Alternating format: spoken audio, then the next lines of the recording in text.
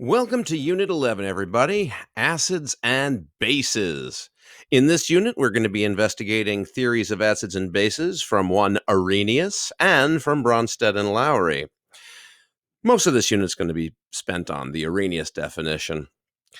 Acids and bases, in life you have a place. Acids have a hydrogen, hydroxide for a base. Okay. Let's take a look at what acids and bases are. We'll compare and contrast them. But first, let me introduce you to Savante Arrhenius, the one who came up with this concept of acids and bases. Acids, by definition, are any substance that give off H plus when dissolved in water. The H plus given off by that substance will bond to the water to form what's called a hydronium ion. Every hydrogen that comes off will form a hydronium ion. The hydronium ion is the hallmark of an acid. Bases are substances that, when dissolved in water, give off OH minus hydroxide ions. So hydrogen will form hydronium for acids, and hydroxide, again, hydronium hydroxide, sounds a lot, right? Enthalpy and entropy, right? Again, words that sound very similar that are very different words. So make sure you keep them all straight. Acids have a pH, which, by the way, means power of hydronium. More about that in a later topic.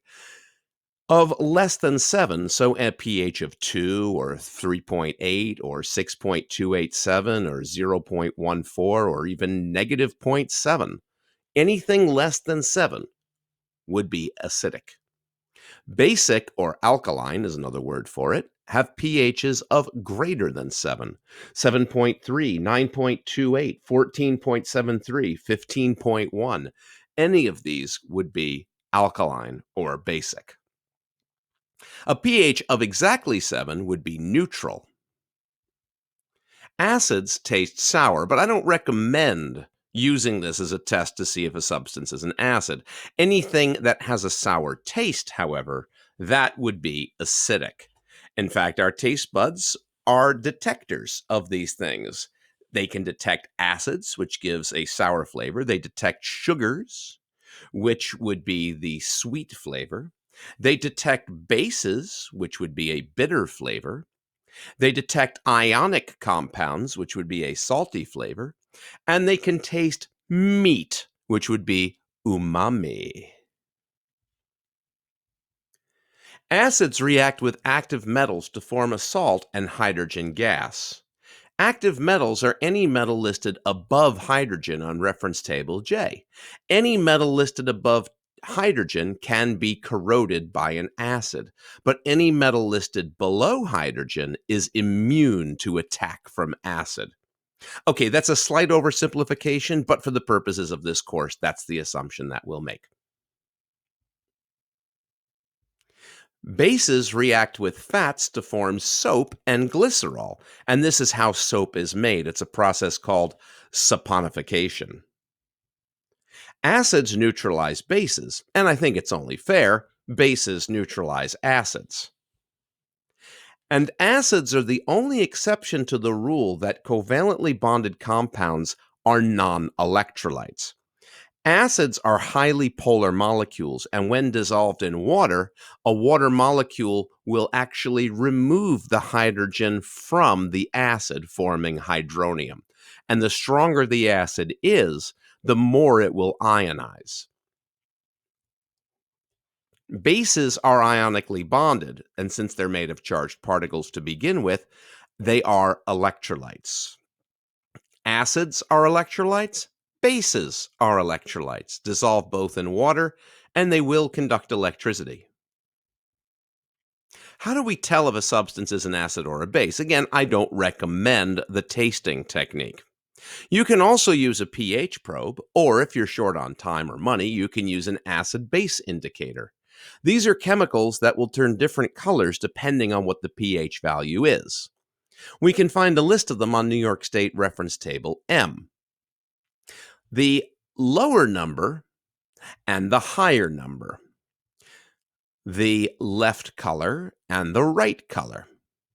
Methyl orange is red at a pH of 1, 2, and 3. At a pH of 3.1, it undergoes a transition, and at 4.4 and higher, it's yellow. At 5, it's yellow. At 6, it's yellow. At 7, it's yellow. At 12, it's yellow. In between, it's transitioning between these two colors.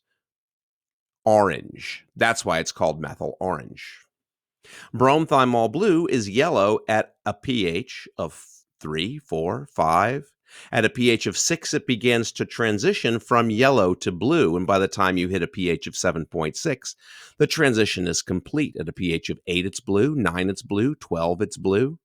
In between, it's an intermediate color, green. Phenolphthalein at a pH of 3 is colorless.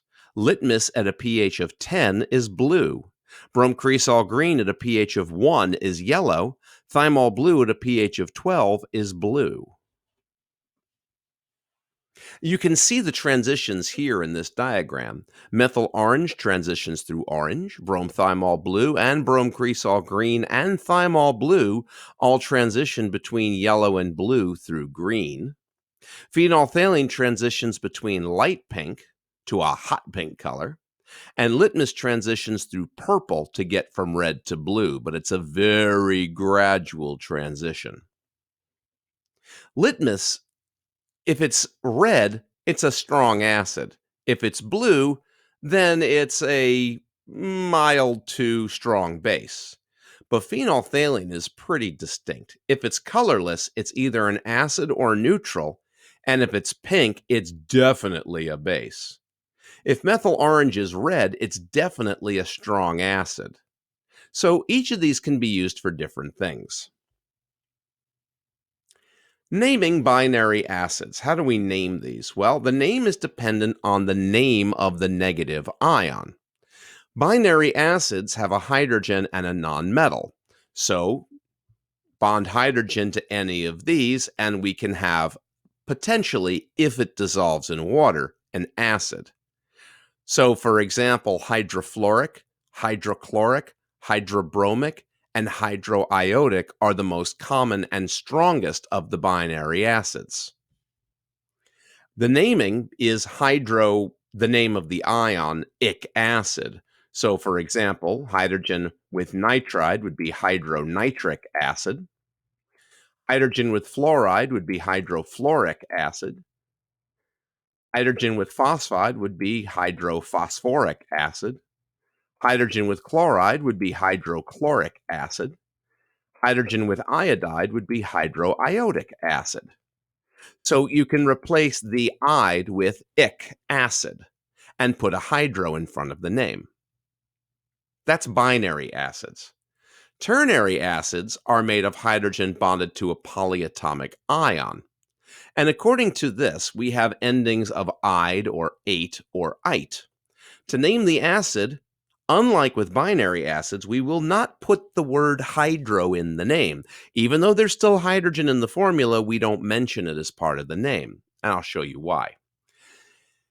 If the name of the ion ends in either "ide" or "ate," replace that with "ic" acid. For example, acetate, if hydrogen bonds to it, forms acetic acid. Replace "ate" with "ic" acid. If hydrogen bonds to cyanide, it becomes cyanic acid. If hydrogen bonds to carbonate, carbonic acid. Oxalate, oxalic acid. Notice that since the charge is -2, we need 2 hydrogens to cancel it out. Drop and swap is still in effect. If the name is "ite," replace it with "us" acid. For example, hypochlorite, if bonded with hydrogen, becomes hypochlorous acid.